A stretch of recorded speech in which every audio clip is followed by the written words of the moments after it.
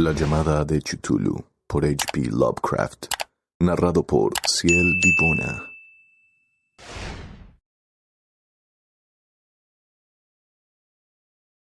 Capítulo 1. El horror en arcilla. Es imposible que tales potencias o seres hayan sobrevivido a una época infinitamente remota donde la conciencia se manifestaba, quizá bajo cuerpos y formas que ya hace tiempo se retiraron. Ante la marea de la ascendiente humanidad, formas de las que solo la poesía y la leyenda han conservado un fugaz recuerdo con el nombre de dioses, monstruos, seres míticos de toda clase y especie. Algernon Blackwood. No hay en el mundo fortuna mayor, creo, que la incapacidad de la mente humana para relacionar entre sí todo lo que hay en ella. Vivimos en una isla de plácida ignorancia, rodeados por los negros mares de lo infinito, y no es nuestro destino emprender largos viajes. Las ciencias, que siguen sus caminos propios, no han causado mucho daño hasta ahora, pero algún día la unión de esos disociados conocimientos nos abrirá a la realidad y a la endeble posición que en ella ocupamos, perspectivas tan terribles que enloqueceremos ante la revelación, o huiremos de esta funesta luz, refugiándonos en la seguridad y la paz de una nueva edad de las tinieblas. Algunos teósofos han sospechado la majestuosa grandeza del ciclo cósmico, del que nuestro mundo y nuestra raza no son más que fugaces incidentes. Han señalado extrañas supervivencias en términos que nos helarían la sangre si no estuviesen disfrazados por un blando optimismo. Pero no son ellos los que me han dado la fugaz visión de esos dones prohibidos, que me estremecen cuando pienso en ellos y me enloquecen cuando sueño con ellos. Esa visión, como toda temible visión de la verdad, surgió de una unión causal de elementos diversos. En este caso, el artículo de un viejo periódico y las notas de un profesor ya fallecido. Espero que ningún otro logre llevar a cabo esta unión. Yo, por cierto, si vivo, no añadiré voluntariamente un solo eslabón a tan espantosa cadena. Creo, por otra parte, que el profesor había decidido también no revelar lo que sabía, y que si no hubiese muerto repentinamente, hubiera destruido sus notas. Tuve por primera vez conocimiento de este asunto en el invierno de 1926-1927, a la muerte de mi tío abuelo George Gamel Angell, profesor honorario de lenguas semíticas de la Universidad de Brown, Providence, Rhode Island. El profesor Angell era una autoridad vastamente conocida en materia de antiguas inscripciones, y a él habían recurrido con frecuencia los conservadores de los más importantes museos. Muchos deben, por lo tanto, recordar su desaparición. Acaecida a la edad de 92 años, las oscuras razones de su muerte aumentaron aún más el interés local. El profesor había muerto mientras volvía del barco de Newport y, según afirman los testigos, luego de recibir el empellón de un marinero negro, este había surgido de uno de los curiosos y sombríos pasajes situados en la falda abrupta de la colina que une los muelles a la casa del muerto. En la calle Williams, los médicos, incapaces de descubrir algún desorden orgánico, concluyeron luego de un perplejo cambio de opiniones que la muerte debía atribuirse a una oscura lesión del corazón, determinada por el rápido ascenso de una cuesta excesivamente empinada para un hombre de tantos años. En ese entonces no vi ningún motivo para disentir de ese diagnóstico, pero hoy tengo mis dudas, y algo más que dudas. Como heredero y ejecutor de mi tío abuelo, viudo y sin hijos, era de esperar que yo examinara sus papeles con cierta atención. Trasladé con ese propósito todos sus archivos y cajas a mi casa de Boston. El material ordenado por mí será publicado en su mayor parte por la Sociedad Norteamericana de Arqueología, pero había una caja que me pareció sumamente enigmática y sentí siempre repugnancia a mostrársela a otros. Estaba cerrada y no encontré la llave hasta que se me ocurrió examinar el llavero que el profesor llevaba siempre consigo. Logré abrirla entonces, pero me encontré con otro obstáculo mayor y aún más impenetrable. ¿Qué significado podían tener ese curioso bajo relieve de arcilla y esas notas, fragmentos y recortes de viejos periódicos? Se había convertido mi tío en sus últimos años en un devoto de las más superficiales imposturas. Resolví buscar al excéntrico escultor que había alterado la paz mental del anciano. El bajorrelieve era un rectángulo tosco de 2 centímetros de espesor grosor y de unos 30 o 40 centímetros cuadrados de superficie, indudablemente de origen moderno. Los dibujos, sin embargo, no eran nada modernos, ni por su atmósfera ni por su sugestión, pues aunque las rarezas del cubismo y el futurismo sean numerosas y extravagantes, no suelen reproducir esa críptica regularidad de la escritura prehistórica, y la mayor parte de los dibujos parecía ser ciertamente alguna especie de escritura. A pesar de mi familiaridad con los papeles y colecciones de mi tío, no logré identificarla ni sospechar siquiera alguna remota relación. Sobre esos supuestos jeroglíficos había una figura de carácter evidentemente representativo, aunque la ejecución impresionista impedía comprender su naturaleza. Parecía una especie de monstruo, o el símbolo de un monstruo, o una forma que solo una fantasía enfermiza hubiese podido concebir. Si digo que mi imaginación, algo extravagante, se representó a la vez un pulpo, un dragón y la caricatura de un ser humano, no traicionaré el espíritu del dibujo. Sobre un cuerpo escamoso y grotesco, provisto de alas rudimentarias, se alzaba una cabeza pulposa y coronada de tentáculos, pero era el contorno general de lo que le hacía más particularmente horrible. Detrás de la figura se embosaba una arquitectura cíclopea. Las notas que acompañaban a este curioso objeto, además de unos recortes de periódicos, habían sido escritas por el profesor mismo y no tenían pretensiones literarias. El documento en apariencia más importante estaba encabezado por las palabras "El culto de Cthulhu", escritas cuidadosamente en caracteres de imprenta para evitar todo error en la lectura de un nombre tan desconocido. El manuscrito se dividía en dos secciones. La primera tenía el siguiente título: 1925, sueño y obra onírica de H.A. Wilcox, calle Thomas 7, Providence, R.I., y la segunda, informe del inspector John R. Legras, calle Bienville, 121, Nueva Orleans, a la Sociedad Norteamericana de Arqueología, 1928, notas del mismo y del profesor Webb. Las otras notas manuscritas eran todas muy breves, relatos de sueños curiosos de diferentes personas o citas de libros y revistas teosóficos, principalmente la Atlántida y la Lemuria perdida de W. Scott Elliot, y el resto comentarios acerca de la supervivencia de las sociedades y cultos secretos, con referencia a pasajes de tratados mitológicos y antropológicos como la rama dorada de Fraser y el culto de las brujas en Europa occidental de la señorita Murray.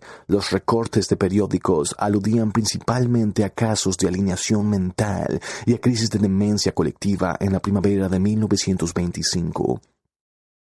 La primera parte del manuscrito principal relataba una historia muy curiosa. Parece que el 1 de marzo de 1925, un joven delgado, moreno de aspecto neurótico y presa de gran excitación, había visitado al profesor Engel con el singular bajorrelieve de arcilla, entonces todavía fresco y húmedo. En su tarjeta se leía el nombre de Henry Anthony Wilcox, y mi tío había reconocido en él al hijo menor de una excelente familia, con la que estaba ligeramente relacionado Wilcox, que desde hacía un tiempo estudiaba dibujo en la Escuela de Bellas Artes de Rhode Island y que vivía en el Hotel Fleur de Lis, muy cerca de esta institución. Era un joven precoz de genio indudable, pero muy excéntrico.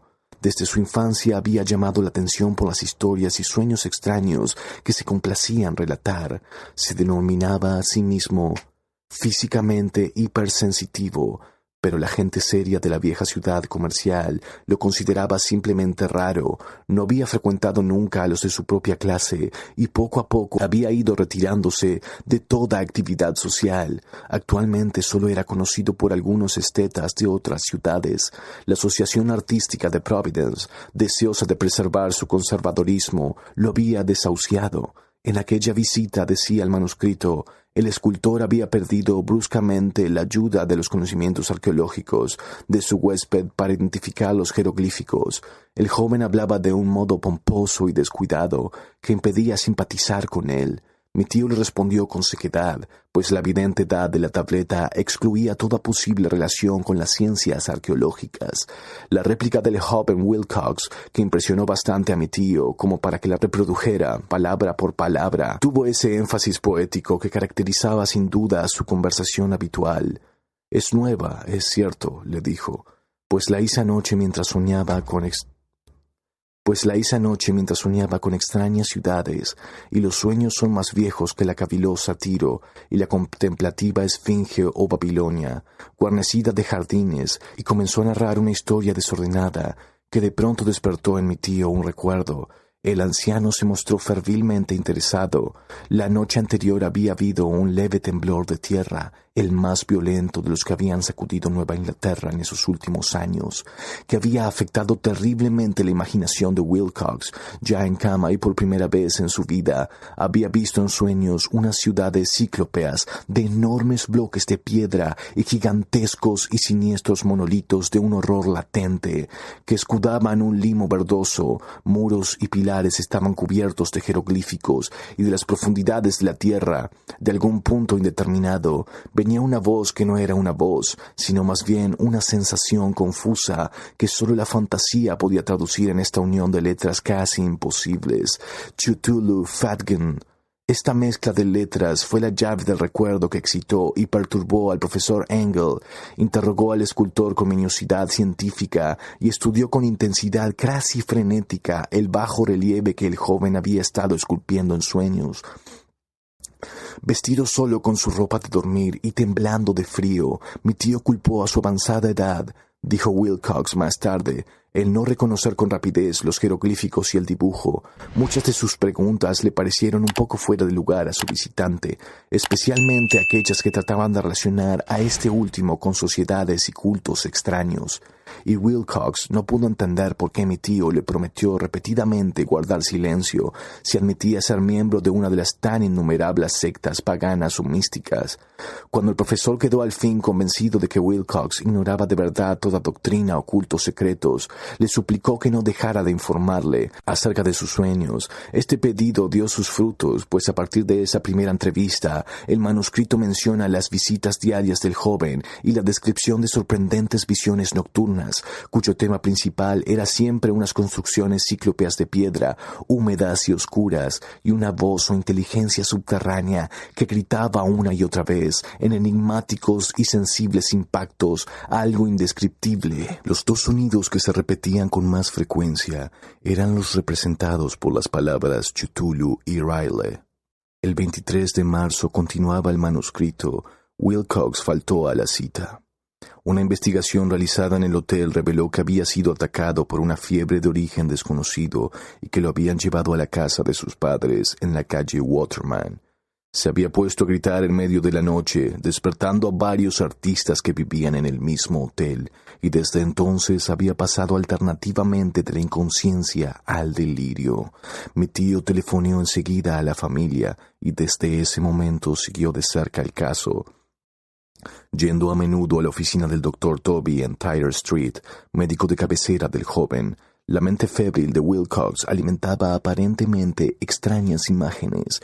El doctor se estremeció al recordarlas. No solo incluían una repetición de los sueños anteriores, sino también una criatura gigantesca de varios kilómetros de altura, que caminaba o se movía pesadamente. Wilcox nunca lo describiría en todos sus detalles, pero las pocas e incoherentes palabras que recordaba el Dr. Toby convencieron al profesor de que aquel era el monstruo que el joven había intentado representar.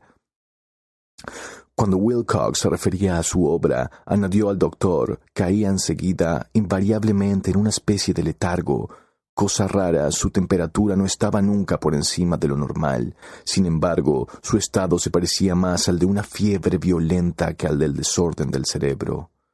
El 2 de abril a las 3 de la tarde, la enfermedad cesó de pronto. Wilcox se sentó en la cama, asombrado de encontrarse en la casa de sus padres e ignorando totalmente lo que había ocurrido en sus sueños o en realidad desde el 22 de marzo. Como el médico declara que estaba curado, a los 3 días volvió a su hotel, pero ya no le fue de ninguna utilidad al profesor Engel. Junto con su enfermedad, se habían desvanecido todos aquellos sueños, y luego de oír durante una semana los relatos inútiles e irrelevantes de unas muy comunes visiones, mi tío dejó de anotar los pensamientos nocturnos del artista. Aquí terminaba la primera parte del manuscrito, pero las abundantes notas invitaban de veras a la reflexión. Solo el escepticismo inveterado que informaba entonces mi filosofía puede explicar mi persistente desconfianza. Las notas describían lo que habían soñado diversas personas en el mismo periodo, en el que el joven Wilcox había tenido sus extrañas revelaciones. Mi tío había organizado rápidamente una vasta encuesta entre casi todos aquellos a quienes podía interrogar sin parecer impertinente, pidiendo que le contaran sus sueños y le comunicaran las fechas de todas sus visiones notables. Las reacciones habían sido variadas, pero el profesor recibió más respuestas que las que hubiese obtenido cualquier otro hombre sin la ayuda de un secretario. Aunque no conservó la correspondencia original, las notas formaban un completo y muy significativo resumen. La aristocracia y los hombres de negocio, la tradicional sal de la tierra de Nueva Inglaterra, dieron un resultado casi completamente negativo, aunque hubo algunos pocos casos de informes de impresiones nocturnas. Siempre entre el 13 de marzo y el 2 de abril, periodo de delirio de joven escultor, los hombres de ciencia no fueron tampoco muy afectados, aunque por lo menos 4 vagas descripciones sugerían la visión fugaz de extraños paisajes, y uno de ellos hablaba del temor a algo anormal. Las respuestas más pertinentes procedían de artistas y poetas, que si hubieran podido comparar sus notas hubieran sido presas del pánico. Ante la falta de las cartas originales, llegué a sospechar que el compilador había estado haciendo preguntas indiciosas o había deformado el texto de la correspondencia para corroborar lo que había resuelto ver. Por eso persistí en la creencia de que Wilcox, conociendo de algún modo los viejos documentos reunidos por mi tío, había estado engañándolo. Estas respuestas de los artistas narraban una perturbadora historia. Entre el 28 de febrero y 2 de abril, gran parte de ellos habían tenido sueños muy curiosos, alcanzando su máxima intensidad en el tiempo del delirio del escultor. Una cuarta parte hablaba de escenas y sonidos semejantes a los descritos por Wilcox, y algunos confesaban su terror ante una criatura gigantesca y sin nombre. Un caso que las notas describían con énfasis era particularmente triste.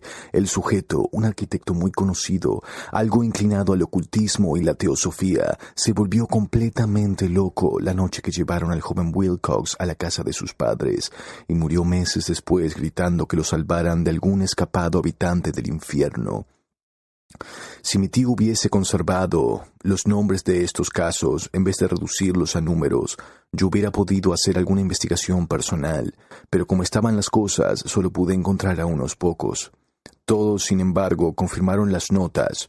Me pregunté a menudo si aquellos a quienes había interrogado el profesor Engel se habían sentido tan intrigados como este grupo. Nunca les di explicaciones y es mejor así. Los recortes de prensa, como ya he dicho, trataban de casos de pánico, manía y excentricidad. Siempre en el mismo periodo, el profesor Engel debió de haber empleado una agenda de recortes, pues el número de esos extractos era prodigioso y además procedían de todos los rincones del mundo. Uno describía un suicidio nocturno en Londres. Un hombre había saltado por una ventana luego de lanzar un grito horrible. En una confusa carta al editor de un periódico sudamericano, un fanático anunciaba, apoyándose en sus visiones, un futuro siniestro. Un despacho de California relataba que una colonia teosófica había comenzado a usar vestiduras blancas ante la proximidad de un glorioso acontecimiento que no llegaba nunca, mientras las noticias de la India se referían cautelosamente a una seria agitación de los nativos producida a fines de marzo. Las orgías vudúes se habían multiplicado en Haití y en África. Se había hablado de unos cantos misteriosos. Los oficiales norteamericanos radicados en Filipinas habían tenido ciertas dificultades con algunas tribus, y en la noche de 22 de marzo los policías de Nueva York habían sido molestados por levantinos histéricos. Confusos rumores recorrieron también el oeste de Irlanda, y un pintor llamado Ardois Bonot exhibió en 1926 en el Salón de Primavera de París un blasfemo paisaje de sueño. En los asilos de alineados, los desórdenes fueron tan numerosos que solo un milagro logró impedir que el cuerpo médico advirtiera curiosas semejanzas y sacara apresuradas conclusiones. Una rara colección de recortes, de veras, apenas concibió hoy el crudo racionalismo con los que los hice a un lado, pero quedé convencido de que el joven Wilcox había tenido noticias de unos sucesos anteriores mencionados por el profesor.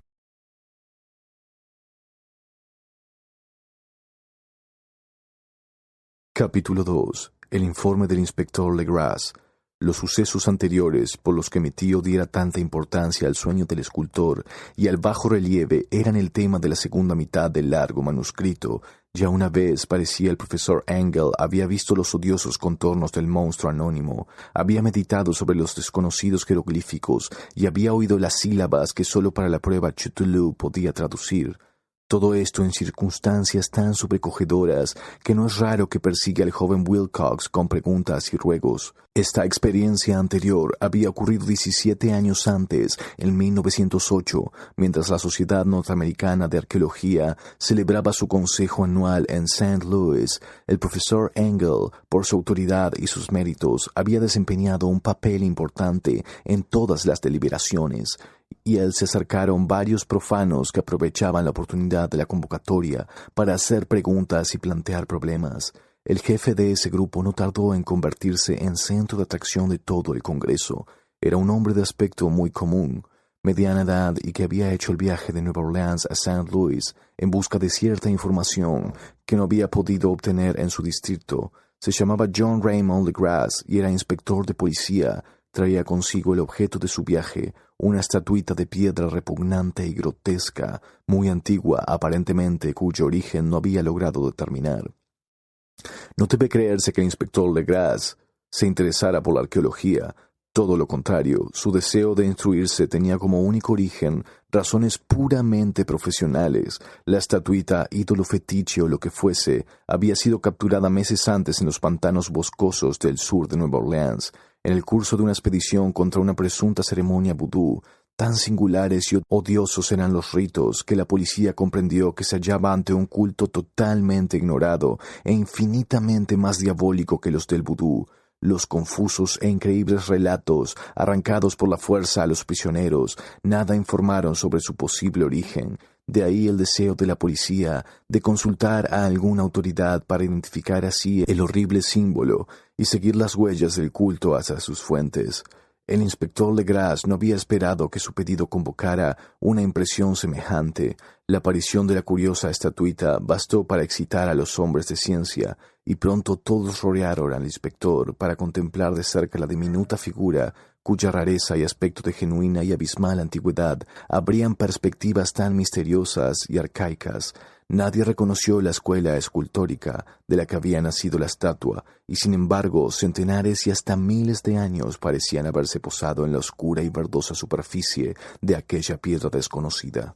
La figura que los miembros del Congreso pasaron de mano en mano para estudiarla con más minuciosidad medía de unos 20 a 25 centímetros de altura y estaba finamente labrada. Representaba un monstruo de contornos vagamente antropoides, pero con una cabeza de pulpo, cuyo rostro era una masa de tentáculos, un cuerpo escamoso que sugería cierta elasticidad, 4 extremidades dotadas de garras enormes y un par de alas largas y estrechas en la espalda.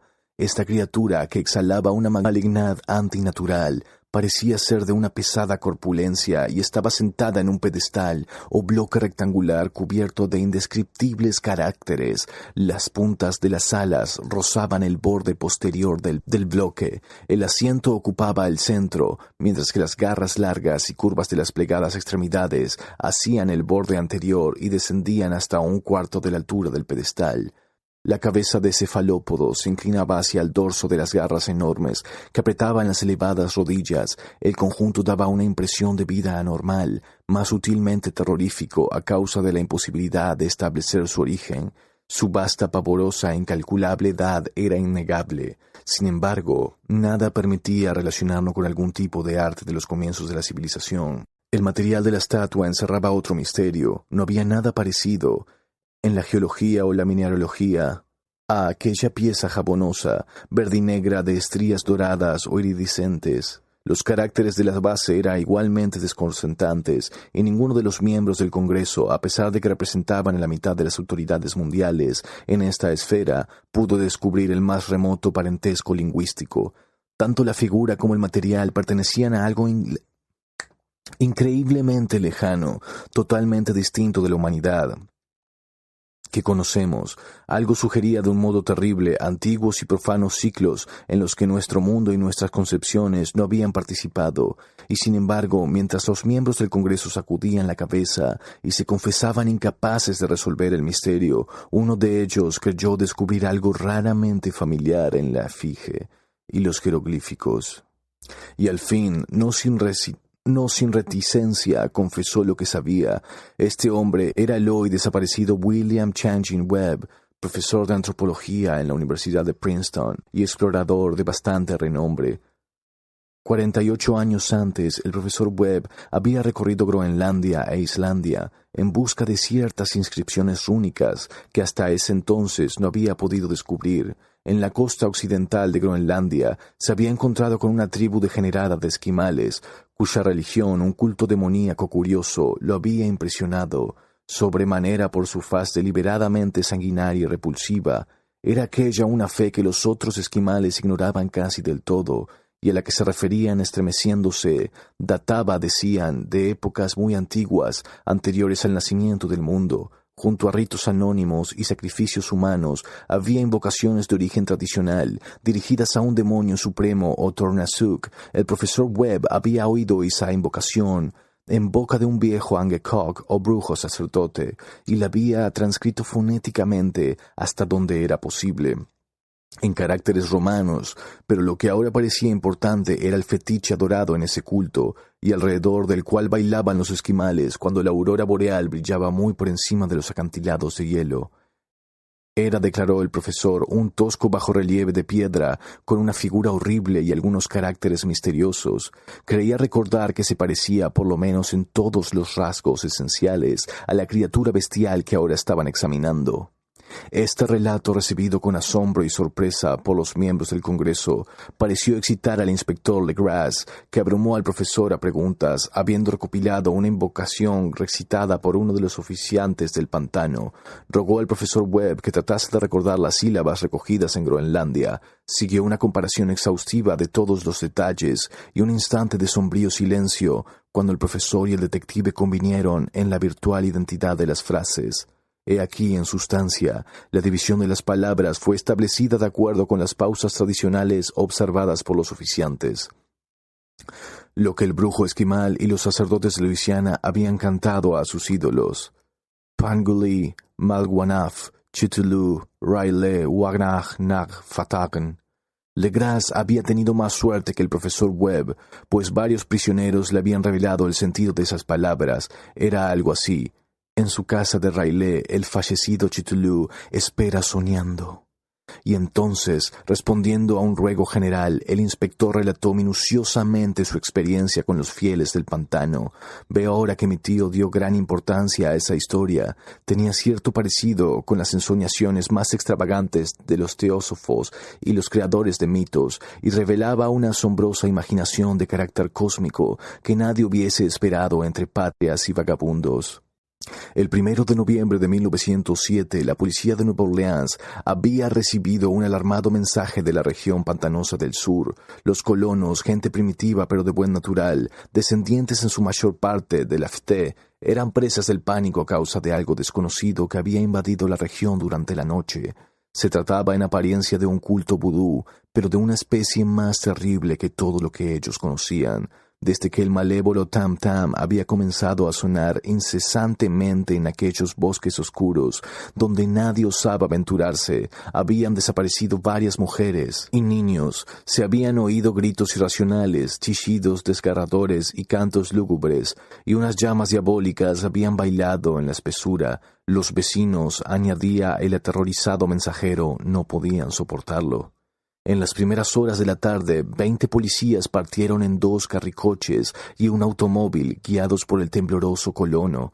Cuando el camino se hizo intransitable, abandonaron los vehículos y durante varios kilómetros chapotearon en silencio a través de los espesos bosques de cipreses, donde nunca penetraba la luz del día. Raíces tortuosas y nudos malignos de musgo español retardaban la marcha y de vez en cuando una pila de piedras húmedas o los fragmentos de una pared en ruinas hacían más depresiva aquella atmósfera que los árboles deformados y las colonias de hongos contribuían a crear. Al fin apareció un miserable conjunto de chozas, y los histéricos colonos corrieron a agruparse alrededor de las vacilantes linternas. El apagado golpear de los tam-tams se oía débilmente a lo lejos. La brisa traía muy de cuando en cuando un chillido que helaba la sangre. Un resplandor rojizo parecía filtrarse por entre el follaje pálido. Más allá de las interminables avenidas de la noche selvática, a pesar de su repugnancia a quedarse nuevamente solos, todos los habitantes del lugar se negaron a avanzar un solo paso hacia la escena del culto maldito, de modo que el inspector Legras y sus 19 colegas tuvieron que aventurarse sin guías por aquellas negras arazadas de horror donde ninguno de ellos había puesto el pie.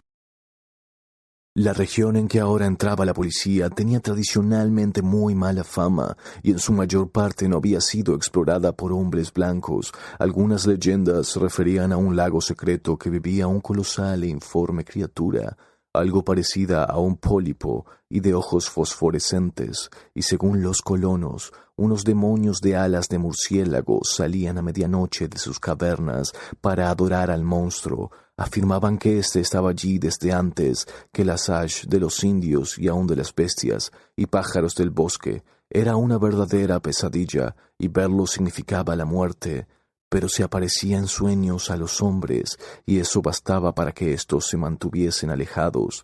La orgía vudú se desarrollaba en los límites extremos del área aborrecida, pero aún así el emplazamiento era bastante malo, y eso quizá había aterrorizado a los colonos más que a los chillidos o incidentes. Solo la poesía o la locura podían haber reproducido los ruidos que oyeron los hombres de Legras mientras atravesaban lentamente el sombrío pantano, acercándose a la luz rojiza y a los apagados tam-tams. Hay una cualidad vocal propia de las bestias, y nada más terrible que oír una de ellas cuando el órgano de donde proviene debería emitir otra. Una furia animal y una licencia orgiástica se exacerbaban allí hasta alcanzar alturas demoníacas con gritos y aullidos extáticos que reverberaban en los bosques tenebrosos como ráfagas pestilentes surgidas de los abismos del infierno. De vez en cuando cesaban los gritos y lo que parecía un coro de voces roncas entonaba la odiosa melopea. Pangoli malwah naf chtulu raile wah nach fatarn. Por fin los hombres llegaron a un sitio donde el bosque era menos denso, y se encontraron de pronto en el lugar mismo de la escena. 4 trastrabilaron, un quinto perdió el conocimiento y otros 2 lanzaron un grito de horror que por suerte fue apagado por el tumulto salvaje de la orgía. Legris roció con agua pantosa el rostro del hombre desvanecido, y luego todos contemplaron el espectáculo, fascinados por el horror. En un claro natural del pantano se alzaba una isla verde de tal vez un acre de extensión, desprovista de árboles y bastante seca. Allí saltaba y se retorcía una horda de anormalidades humanas, más indescriptibles que cualquiera de las que hubiese podido pintar un cime o una angarola sin ropas. Esta híbrida muchedumbre bramaba, rugía y se contorsionaba alrededor de una hoguera circular. De vez en cuando se abrían las cortinas de fuego y se podía distinguir en el centro un bloque de granito de unos 2,5 metros de alto, en cuya cima, incongruente por su pequeñez, se alzaba la funesta estatuita en 10 cadalsos instalados a intervalos regulares en un ancho círculo que rodeaba la hoguera. Con el monolito como centro colgaban con la cabeza hacia abajo los cuerpos extrañamente mutilados de los desaparecidos colonos. Dentro de este círculo saltaba y rugía el anillo de fieles, moviéndose de izquierda a derecha en una bacanal interminable entre el círculo de cadáveres y el círculo de fuego. Pudo haber sido solo la imaginación o pudo haber sido un simple eco, pero uno de los hombres, un impresionable español, creyó oír que las invocaciones eran seguidas por unas respuestas antifonales que procedían de un lejano y sombrío lugar situado en lo más profundo de aquel bosque de leyenda. Este hombre, Joseph T. Galvez, a quien más tarde encontré e interrogué, era desbordantemente imaginativo. Llegó a decir que había oído el débil golpear de unas grandes alas y que había vislumbrado unos ojos luminosos y una enorme masa blanca detrás de los árboles más lejanos, pero creo que estaba demasiado influido por las supersticiones locales. La inactividad de los hombres paralizados fue comparativamente de poca duración. El deber venció pronto todas las dudas, y aunque los celebrantes debían de llegar al centenar, la policía, confiada en sus armas de fuego, irrumpió en medio de la horda. Durante 5 minutos el caos y el tumulto fueron indescriptibles. Hubo furiosos golpes y disparos y huidas, pero finalmente Legris pudo contar 47 prisioneros, a los que obligó a vestirse rápidamente y que rodeó de policías.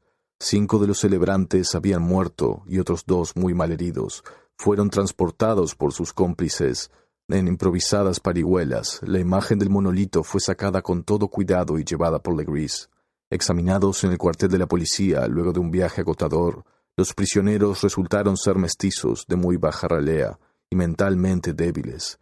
Eran en su mayor parte marineros y había algunos negros y mulatos, procedentes casi todos de las islas de Cabo Verde, que daban un cierto matiz vudú a aquel culto heterogéneo, pero no se necesitaron muchas preguntas para comprobar que se trataba de algo más antiguo y profundo que un fetichismo africano.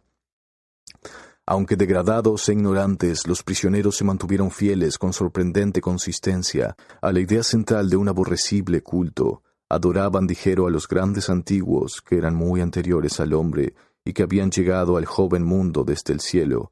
Esos antiguos se habían retirado ahora al interior de la tierra y al fondo del mar, pero sus cadáveres se habían comunicado en sueños con el primer hombre, quien inventó un culto que nunca había muerto. Este era ese culto, y los prisioneros dijeron que había existido siempre y que siempre existiría, ocultándose en lejanías desiertas y lugares reiterados, hasta que el gran sacerdote Cthulhu saliese de su sombría morada en la ciudad submarina de R'lyeh para reinar otra vez sobre la tierra. Algún día vendría, cuando los astros ocuparan una determinada posición y el culto secreto estaría allí esperándolo. Mientras tanto, no podían decir nada más. Se trataba de un secreto que ni la tortura podría arrancarles. La humanidad no era lo único consciente de la tierra, pues había unas formas que emergían de la sombra para visitar a sus escasos fieles. Pero éstas no eran los grandes antiguos. Ningún ser humano había visto a los antiguos. El ídolo de piedra representaba al gran Cthulhu, pero nadie podía decir si los otros eran o no como él. Nadie era capaz de descifrar ahora la antigua escritura. Muchas cosas se transmitían oralmente. La invocación ritual no era el secreto. Este no se comunicaba nunca en voz alta. El canto significaba: en su casa de R'lyeh, el fallecido Cthulhu espera soñando. Solo 2 de los prisioneros fueron juzgados, bastante cuerdos, y se negaron a haber participado en los crímenes rituales, y afirmaron que los culpables de aquellas muertes eran los alas negras que habían venido hacia ellos desde su refugio inmemorial, en el bosque encantado, pero nada coherente se pudo saber de aquellos aliados misteriosos. Lo que la policía logró obtener salió en su mayor parte de un viejísimo mestizo llamado Castro, quien pretendía haber tocado puertos distantes y hablado con los jefes inmortales del culto en las montañas de China. El viejo Castro recordaba fragmentos de odiosas leyendas que empequeñecían las especulaciones de los teósofos y hacían de nuestro mundo algo reciente y fugaz. En ciclos muy lejanos, otros seres habían gobernado la tierra, habían vivido en grandes ciudades y sus vestigios podían encontrarse aún. Le habían dicho a Castro los inmortales de China, en unas piedras cíclopeas de algunas islas del Pacífico. Habían muerto muchísimo antes de la aparición del hombre, pero había artes que podrían revivirlos cuando los astros volvieran a ocupar su justa posición en los cielos de la eternidad. Estos seres indudablemente procedían de las estrellas y habían traído sus imágenes con ellos. Estos grandes antiguos, continuó Castro, no eran de carne y hueso, tenían forma. ¿No lo probaba acaso esta imagen estelar? Pero esa forma no era material. Cuando las estrellas eran propicias, iban de mundo en mundo a través del cielo, pero cuando eran desfavorables no podían vivir. Pero aunque ya no viviesen, no habían muerto en realidad. Yacían todos en casas de piedra en la gran ciudad de R'lyeh, preservada por los sortilegios del gran Cthulhu, para el día que las estrellas y la tierra pudiesen recibir su gloriosa resurrección. Pero en esa época alguna fuerza exterior debía ayudar a la liberación de sus cuerpos. Los conjuros que impedían que se descompusieran, impedían también que se moviesen, y los antiguos tenían que contenerse con yacer y pensar en la oscuridad, mientras transcurrían millones de años. Conocía todo lo que ocurría en el mundo, pues su lenguaje consistía en la transmisión del pensamiento.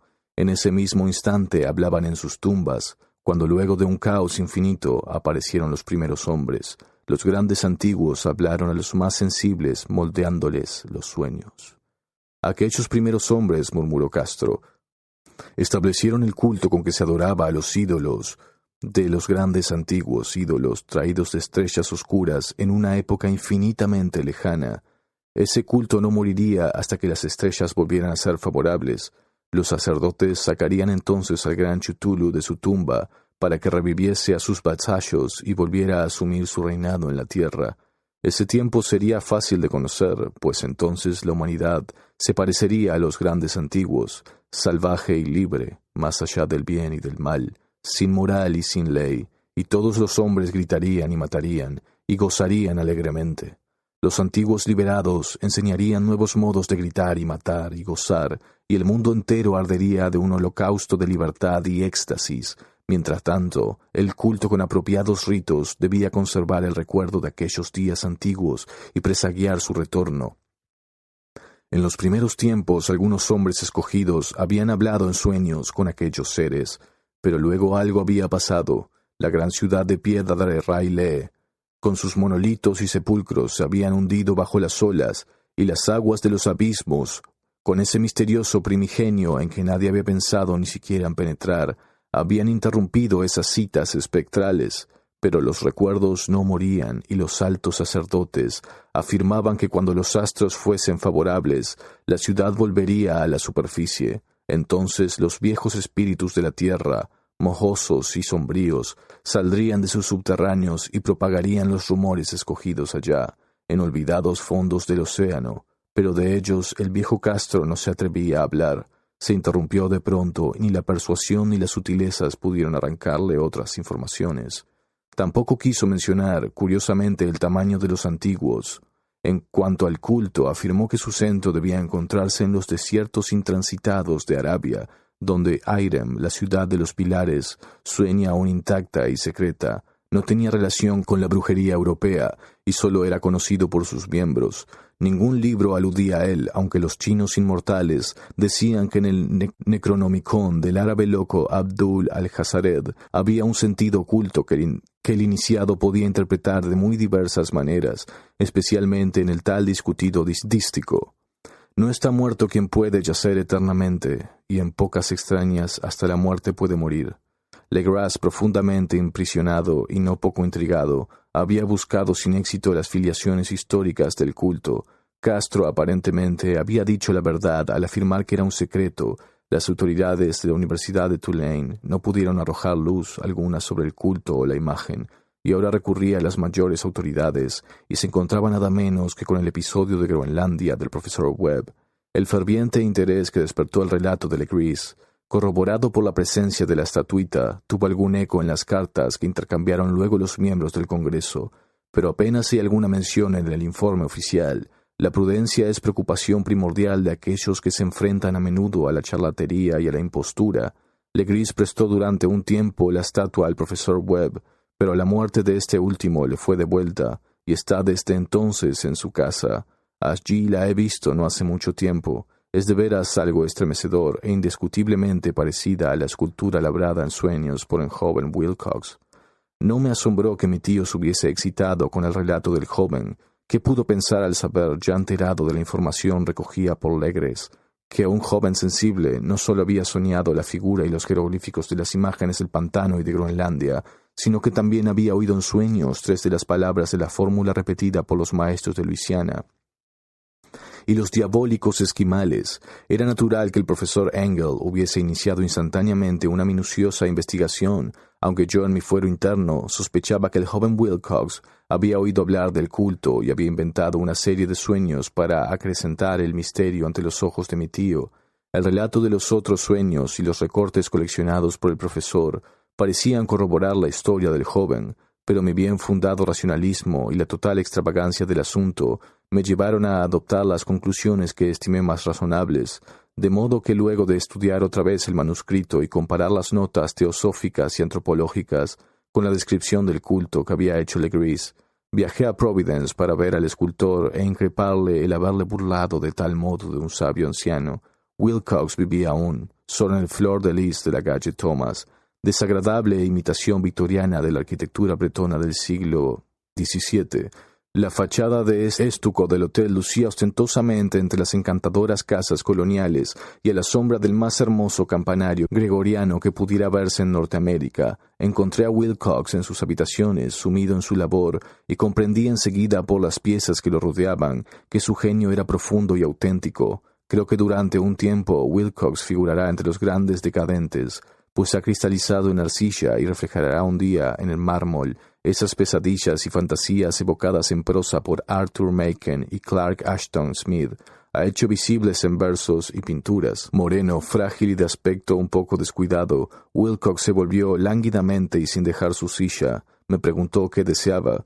Cuando le dije quién era, manifestó cierto interés, pues mi tío había excitado al examinar sus raros sueños, aunque sin expresar las razones de ese examen, sin sacarlo de su ignorancia, traté prudentemente de hacerlo hablar. Poco tiempo me bastó para convencerme de que era absolutamente sincero. Hablaba de sus sueños de un modo inequívoco. Esos sueños y su residuo subconsciente habían influido profundamente en su arte, y me mostró una estatua mórbida, cuyo modelado me estremeció casi por la fuerza de su oscura sugestión. No recordaba haber visto el original, excepto en el bajorrelieve, creado durante un sueño, pero los contornos se habían formado insensiblemente bajo sus manos. Era sin duda la forma gigantesca de la que había hablado en su delirio. Comprobé muy pronto que no sabía nada del culto, salvo lo que el constante interrogatorio de mi tío había dejado escapar, y traté otra vez de concebir de qué modo podía haber recibido esas impresiones sobrenaturales. Hablaba de sus sueños de un modo extrañamente poético, haciéndome ver con terrible claridad la ciudad ciclópea de piedra, verde y musgosa, cuya geometría, añadió curiosamente, era totalmente errónea, y oí otra vez con un temor expectante el subterráneo llamado mental, Chutulu Fatgan, Chutulu Fatgan. Esas palabras figuraban en la temible invocación que evocaba el sueño vigilia de Chutulu en su bóveda de piedra de Railé, y a pesar de mis racionales ideas, me sentí profundamente perturbado. Wilcox era indudable, había oído hablar causalmente del culto y lo había olvidado enseguida, en la masa de las lecturas y concepciones igualmente fantásticas. Más tarde, en virtud de su impresionable carácter, el culto había encontrado un modo de expresión subconsciente en los sueños, el bajorrelieve de arcilla y la estatua que yo estaba ahora contemplando, de modo que la superhechicería había sido involuntaria. El joven tenía unos modales un poco afectados y un poco vulgares, que me desagradaban de veras, pero yo ya estaba dispuesto a admitir tanto su genio como su honestidad. Me despedí amablemente y le deseé todo el éxito que su talento prometía. El asunto del culto continuó fascinándome y a veces imaginaba poder adquirir un gran renombre. Investigando su origen y relaciones, visité Nueva Orleans, hablé con Legris y otros de los que habían participado en aquella vieja expedición. Examiné la estatuita y hasta interrogué a los prisioneros que todavía vivían. El viejo Castro, por desgracia, había muerto hace varios años, lo que escuché entonces de viva voz, aunque no fue más que una confirmación detallada de los escritos de mi tío. Acrecentó mi interés y tuve la seguridad de estar sobre la pista de una religión muy antigua y secreta, cuyo descubrimiento me convertiría en un antropólogo famoso. Mi actitud era aún entonces absolutamente materialista, como aún quisiera que lo fuese, y por una inexplicable perversidad mental, rechacé la coincidencia de los sueños y los recortes coleccionados por el profesor Engel. Hubo algo, sin embargo, que comencé a sospechar y que ahora creo saber. La muerte de mi tío no fue nada natural. Cayó al suelo en la colina, en una de las estrechas callejuelas que partían de unos muelles, donde abundaban los mestizos extranjeros, luego del descuidado empujón de un marinero de tez escura. Yo no había olvidado que los oficiales de Luisiana se distinguían por la mezcla de sangres y sus intereses marinos, y no me hubiera sorprendido conocer la existencia de agujas venenosas y métodos criminales secretos tan faltos de piedad como aquellas creencias y ritos misteriosos. Legras y sus hombres, es cierto, no habían sido molestados, pero en Noruega acaba de morir un marino que veía cosas. No pudieron haber llegado a oídos siniestros las investigaciones realizadas por mi tío luego de encontrarse con el escultor. Creo que hoy el profesor Engel murió porque sabía o quería saber demasiado. Es posible que me espere un fin semejante, pues yo también he aprendido mucho.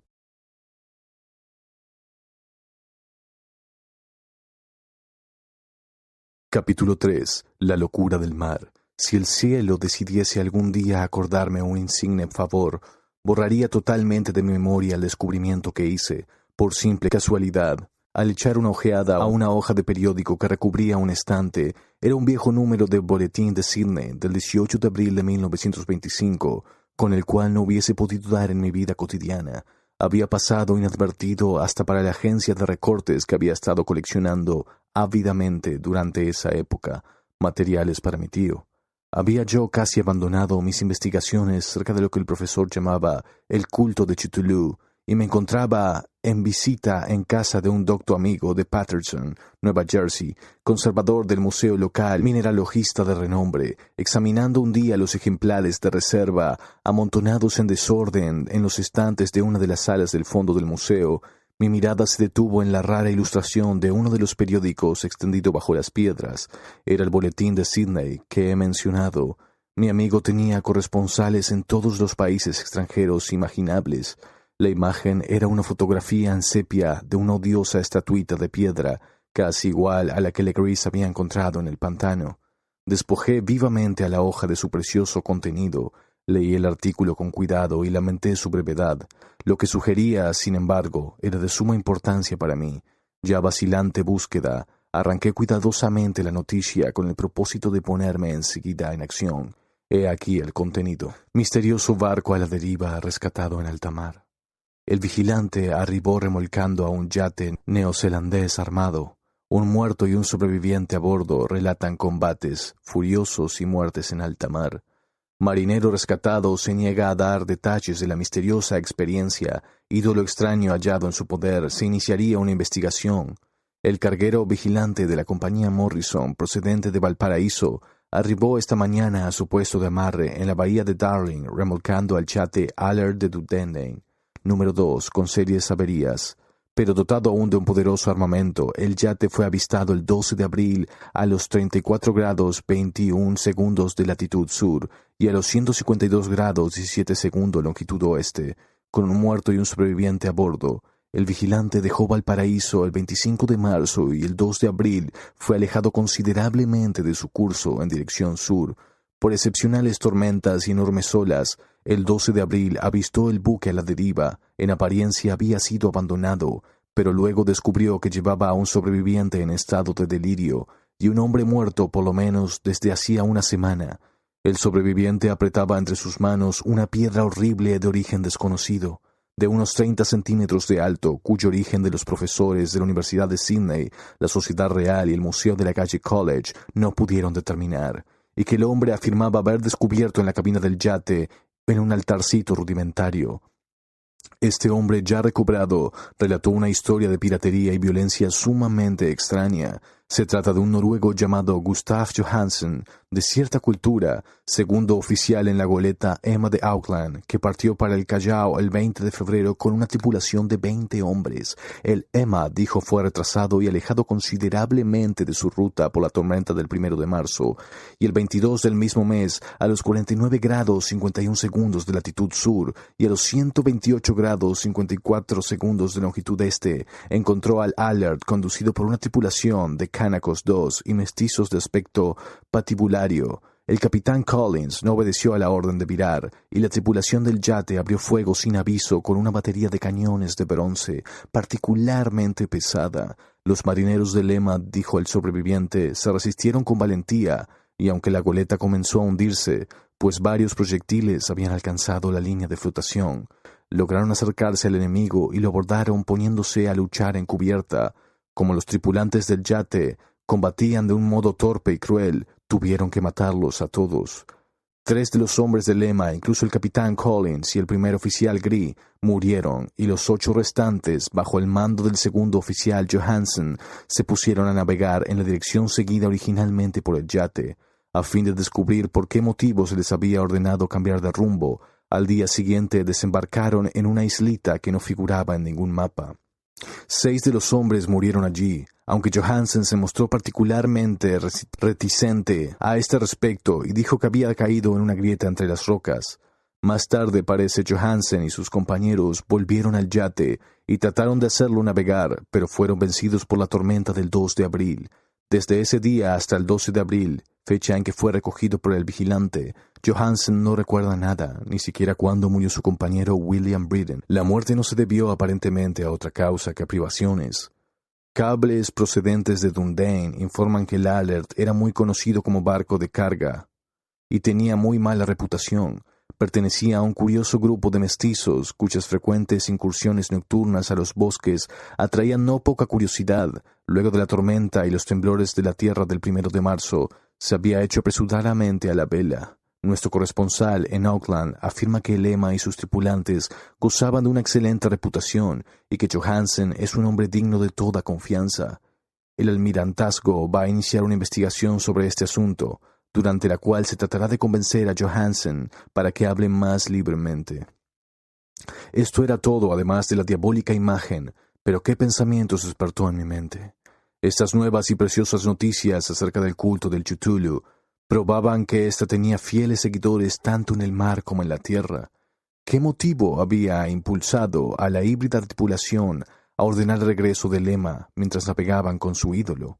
¿Qué isla desconocida era aquella en que habían muerto 6 de los tripulantes, acerca de la cual el contramaestre Johansen se mostraba tan reticente? ¿Qué resultado había tenido la investigación del almirantazgo y qué se sabía del odioso culto de Dunedin? Y lo más extraordinario, qué profunda y natural relación de hechos era esta que daba una significación maligna e innegable a los sucesos tan cuidadosamente anotados por mi tío.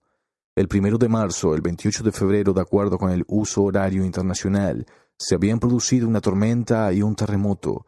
El Alert y su malencarnada tripulación habían dejado rápidamente Dunedin como obedeciendo un imperioso llamado, y en el otro extremo de la tierra, poetas y artistas habían comenzado a soñar con una cíclope ciudad submarina, mientras un joven escultor modelaba en sueños la forma del terrible Cthulhu. El 23 de marzo, la tripulación del Emma desembarcaba en una isla desconocida, perdiendo allí a 6 hombres, y en esa misma fecha, los sueños de algunas personas alcanzaron su mayor intensidad y se oscurecieron con el terror de un monstruo maligno y gigantesco, mientras un arquitecto se volvía loco y un escultor caía presa del delirio. ¿Y qué pensar de esa tormenta del 2 de abril, fecha en que cesaron los sueños de la ciudad sumergida y Wilcox salió indemne de aquella fiebre extraña? ¿Qué pensar igualmente de aquellas alusiones del viejo Castro a los antiguos venidos de las estrellas y a su reino próximo, y a su culto y a su gobierno de los sueños? ¿Estaba balanceándome en el borde de un abismo de horrores cósmicos, insoportables para un ser humano? En todo caso, no afectaron sino a la mente, pues el 2 de abril puso término de algún modo a la monstruosa amenaza que había sitiado el alma de los hombres. Aquella tarde, luego de haber pasado el día enviando telegramas y haciendo urgentes preparativos, me despedí de mi huésped y tomé un tren para San Francisco. En menos de un mes llegué a Dunedin, donde, sin embargo, descubrí que se sabía muy poco de los extraños miembros del culto que habían vivido en las posadas marineras. El vagabundeo en los muelles era asunto demasiado común y no valía la pena mencionarlo, pero algo oí a propósito de una expedición terrestre realizada por estos mestizos, durante la cual se escuchó el débil golpear de unos tambores y se vio un fuego rojo en las colinas lejanas. En Auckland me enteré de que Johansen había vuelto a Sydney, donde acababa de sometérsele a un inútil interrogatorio, con el pelo totalmente cano, y que luego de vender su casita de la calle West, había regresado con su mujer a su viejo hogar en Oslo. De su aventura no dijo a sus amigos más de lo que ya sabían los oficiales del almirantazgo, y todo lo que pudieron hacer fue darme su nueva dirección. Volví entonces a Sydney, y hablé sin éxito con gente de mar y miembros de la corte. Vi el Alert en Circular Quay en la bahía de Sydney, pero nada me reveló su casco. La imagen en cuclillas de cabeza de pulpo, cuerpo de dragón, alas escamosas y pedestal con jeroglíficos se conservaba en el Museo de Hyde Park. La examiné con cuidado y descubrí que estaba exquisitamente labrada y tenía el mismo profundo misterio, terrible antigüedad y sobrenatural rareza de material que el ejemplar más pequeño de Legris. Para los geólogos, me dijo que el conservador del museo, la estatua era un enigma monstruoso, y juraban que no había en el mundo una roca parecida. Recordé, estremeciéndome, lo que había dicho el viejo Castro a Legris. A propósito de los primeros grandes antiguos, vinieron de las estrellas y trajeron consigo sus imágenes. Profundamente perturbado, resolví visitar al oficial Johansen en Oslo. Llegué a Londres, me reembarqué enseguida para la capital de Noruega, y un día de otoño eché pie a tierra en un limpio desembarcadero a la sombra del Egeberg. La casa de Johansen, descubrí, estaba situada en la ciudad vieja del rey Harald Haraldr, que había conservado el nombre de Oslo durante los siglos en que la ciudad principal adoptara el nombre de Cristianía. Hice el corto viaje en un taxi y golpeé con el corazón tembloroso la puerta de una casa vieja y limpia de frente enyesado. Salió a recibirme una mujer de cara triste vestida de negro, quien me comunicó en un inglés vacilante que Gustav Johansen no era ya de este mundo. No había sobrevivido mucho a su regreso, pues su aventura marina de 1925 le había destrozado la salud. La mujer no sabía aquel público, pero Johansen había dejado un largo manuscrito que trataba asuntos técnicos, escrito en inglés con la intención manifiesta de que su esposa no lo entendiese. Mientras paseaba por una callejuela cerca del muelle de Gothenburg, un atado de viejos periódicos salido de la ventana de un altillo, lo golpeé y lo hice caer.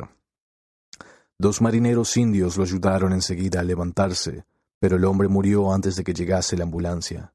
Los médicos, incapaces de precisar la causa del deceso, lo habían atribuido a un malestar del corazón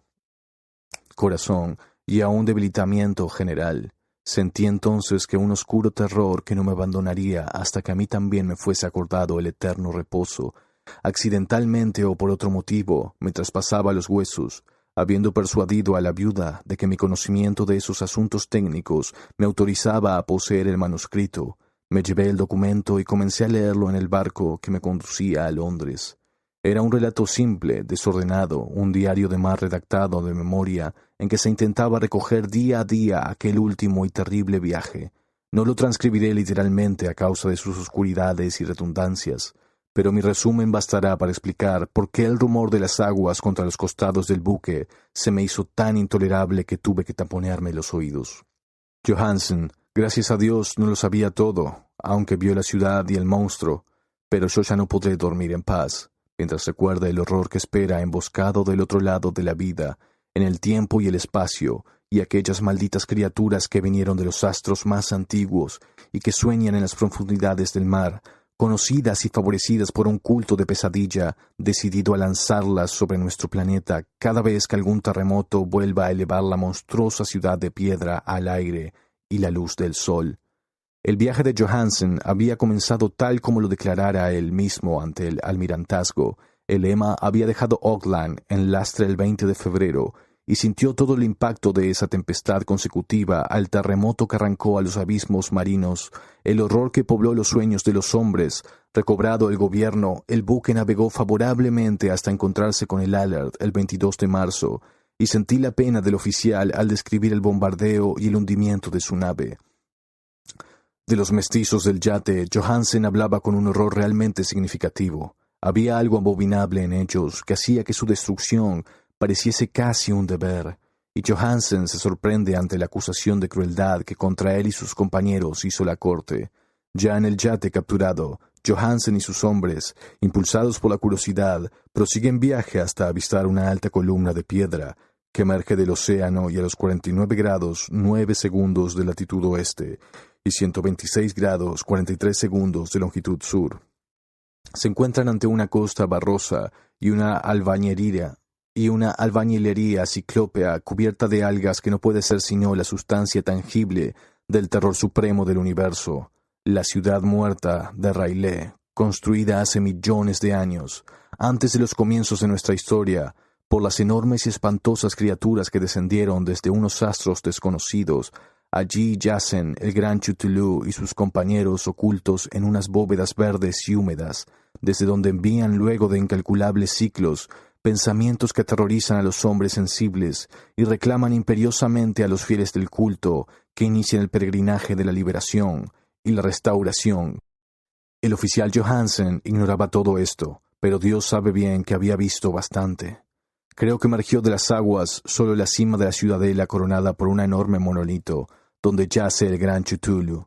Cuando imagino el tamaño de todo lo que puede esconder el fondo del océano, siento deseos de morir sin esperar ya más. Johansen y sus hombres se sintieron aterrados ante la majestad cósmica de esta húmeda Babilonia habitada por demonios, y debieron sospechar instintivamente que no pertenecía ni a este ni a ningún otro planeta similar. En todas las líneas de la estremecida descripción de Johansen se advierte el mismo pavor ante el tamaño indescriptible de los bloques de piedra verde, ante la altura vertiginosa del monolito labrado, ante la asombrosa identidad de esas colosales estatuas y bajorrelieves con la rara imagen encontrada en la Sentina del Allard. Sin conocer el futurismo, Johansen describe al hablar de la ciudad algo muy parecido a una obra futurista.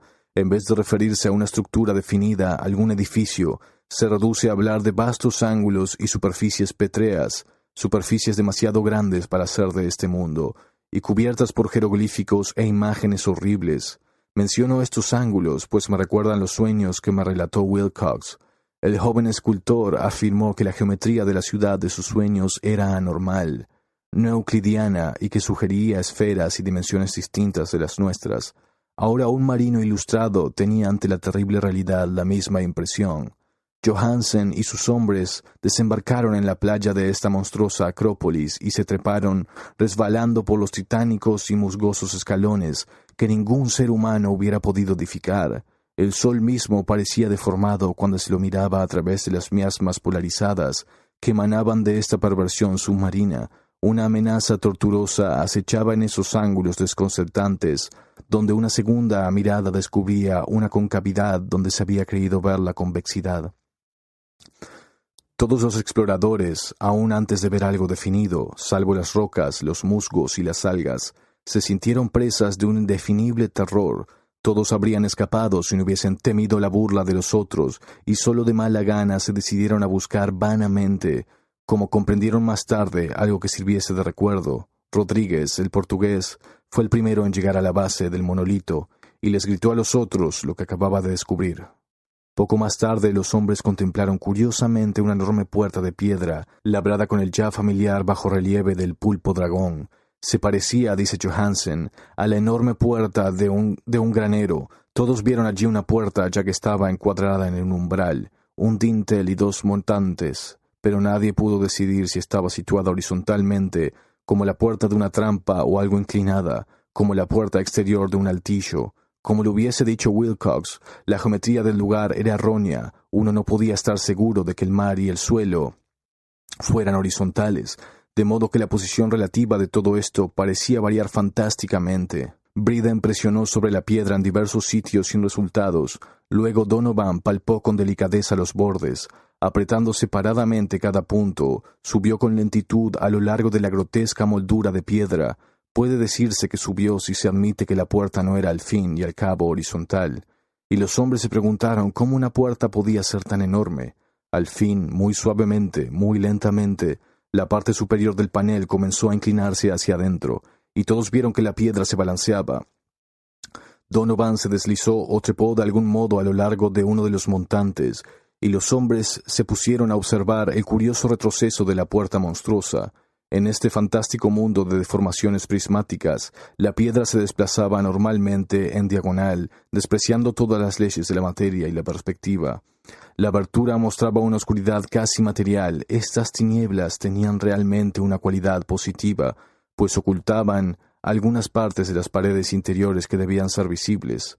Al fin surgió de aquella cárcel milenaria algo así como una ahumadera que oscureció la luz del sol, mientras se elevaba hacia el cielo, empequeñecido y arrogado, con la ayuda de sus alas membranosas. El olor que salía de aquellos abismos recién abiertos era insoportable, y Hawkins, que tenía el oído fino, creyó oír allá abajo un sonido chapoteante e inmundo. Todos escucharon, y todos escuchaban aun cuando el monstruo se hizo visible, babeando y apretando su inmensidad verde y gelatinosa a través de la tenebrosa abertura hasta elevarse pesadamente en el aire corrompido de aquella ciudad de pesadilla. La letra del pobre Johansen es apenas inteligible en esta parte. De los 6 hombres que nunca llegaron al barco, cree que 2 murieron simplemente de miedo en aquel instante maldito. El monstruo está más allá de toda posible descripción. No hay lenguaje aplicable a ese abismo de horror inmemorial, a esa pavorosa contradicción de todas las leyes de la materia, la fuerza y el orden cósmicos, una montaña que caminaba, Dios. Puede extrañar que en el otro lado de la tierra enloqueciese un gran arquitecto y que en aquel telepático instante la fiebre devorara al pobre Wilcox. El monstruo de los ídolos, el verde y viscoso demonio, venido de otros astros, había despertado para reclamar sus derechos. Las estrellas eran otra vez favorables, y lo que un viejo culto no había podido lograr por su voluntad, un puñado de inocentes marineros lo hacía por accidente. Luego de millones y millones de años, el gran Cthulhu era libre otra vez. 3 hombres fueron barridos por aquellas patas membranosas antes que nadie tuviese tiempo de volverse. Que descansen en paz, si hay algún descanso en el universo. Eran Donovan, Guerrera y Antrogon. Parker resbaló mientras los otros 3 sobrevivientes se precipitaban frenéticamente en un escenario infinito de rocas verdosas. Johansen jura que fue absorbido hacia arriba por un ángulo que no debía estar allí, un ángulo agudo que se había comportado como si fuese obtuso, de modo que solo Briden y Johansen llegaron al bote y se dirigieron desesperadamente hasta el Alert. Mientras la montañosa monstruosidad descendía por los escalones de piedra, resbaladiza y se detenía titubeando a orillas del agua. Las calderas habían quedado funcionando a pesar de que todos habían bajado a tierra, y bastaron unos pocos segundos de frenéticas corridas entre ruedas y motores para poner en marcha el Alert. Lentamente, entre los horrores distorsionados de esa escena indescriptible, la hélice comenzó a golpear las aguas. Mientras tanto, en la costa mortal sobre aquellas construcciones que no eran de este mundo, el monstruo gigantesco venido de las estrellas emitía unos gritos inarticulados como Polífemo al maldecir el veloz navío de Ulises. Enseguida, con más audacia que los cíclopes de la leyenda, el gran Cthulhu penetró en las aguas e inició la persecución, con golpes que levantaron enormes olas. Briden volvió la vista y enloqueció. Desde entonces rió a intervalos hasta que la muerte lo alcanzó en su cabina, mientras Johansen vagaba delirando de un lado a otro. Pero Johansen no había abandonado la partida, comprendiendo que el monstruo alcanzaría seguramente el Alert antes de que la presión llegase al máximo. Resolvió intentar algo desesperado y acelerando los motores, subió rápidamente a la cubierta e hizo girar el timón. En la superficie de las aguas hubo un remolino espumoso, y mientras crecía la presión del vapor, el valiente noruego dirigió el navío contra aquella montaña gelatinosa que se alzaba sobre las sucias espumas como la popa de un galeón demoníaco. La horrible cabeza de pulpo envuelta en tentáculos llegaba casi hasta la punta del Bauprestres. Pero Johansen no retrocedió. Hubo un estallido como el de un globo que se desinfla, un líquido inmundo como el que surge de un hendido pez luna. Una hedondiez que el cronista no se atrevió a describir. Durante un instante, una nube verde, acre y enseguedora, envolvió al buque y un hervor maligno quedó a popa, donde Dios del cielo, la esparcida plasticidad de aquella entidad celeste, estaba recombinándose y recobrando su forma primitiva, mientras el Alert se alejaba más y más y ganaba velocidad.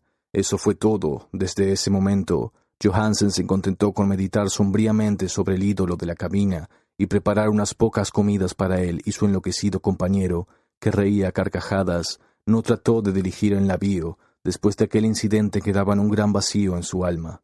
Luego sobrevino la tormenta del 2 de abril, que terminó de nublar su conciencia. Recordaba confusamente infinitos abismos líquidos, espectrales paredes giratorias, vertiginosos desplazamientos por mundos hundidos en la cola de un cometa y saltos convulsivos de las profundidades del mar hasta la luna y luego otra vez hasta el mar, todo envuelto en el coro de carcajadas de las antiguas divinidades y de los verdes demonios del Tártaro de alas de murciélago. Luego de estas pesadillas vino el rescate, el Vigilant, el tribunal del Almintarasco, las calles de Dunedin y el largo viaje de retorno a la casa natal. Junto a Lechberg nada podría contar. Pasaría por loco, lo escribiría todo antes de morir. Pero su mujer no debería sospechar nada. La muerte sería para él beneficiosa solo si borraba los recuerdos. Tal era el documento que leí. Lo he guardado en la caja de lata, junto con el bajorrelieve de arcilla y los papeles del profesor Engel. Incluiré este relato, esta prueba de mi propia cordura, donde se ha unido lo que espero que nunca volverá a unirse. He contemplado todo lo que en el universo pueda haber de horroroso, y aún los cielos de la primavera y las flores del verano me parecerán desde ahora impregnadas de veneno, pero no creo que viva mucho. Como desaparecieron mi tío y el pobre Johansen, así desapareceré yo. Conozco demasiado y el culto todavía existe. Cthulhu existe también. Supongo en ese refugio de piedra que le sirve de abrigo, desde que el sol era joven. Su ciudad maldita se ha hundido otra vez, pues el vigilante navegó por aquel lugar después de la tormenta de abril. Pero sus ministros en la tierra bailan aún, y de la tormenta de abril, y cantan y matan en lugares aislados alrededor de monolitos de piedra, coronados de imágenes. Cthulhu tuvo que haber sido atrapado por los abismos submarinos, pues si no el mundo gritaría ahora de horror. ¿Quién conoce el fin? Lo que ha surgido ahora puede hundirse, y lo que se ha hundido puede surgir. La abominación espera y sueña en las profundidades del mar, y sobre las vacilantes ciudades de los hombres flota la destrucción. Llegará el día, pero no debo ni puedo pensarlo. Ruego que sí, no sobrevivo a este manuscrito. Mis ejecutores testamentarios cuiden de que la prudencia sea mayor que la audacia e impidan que caiga bajo otros ojos.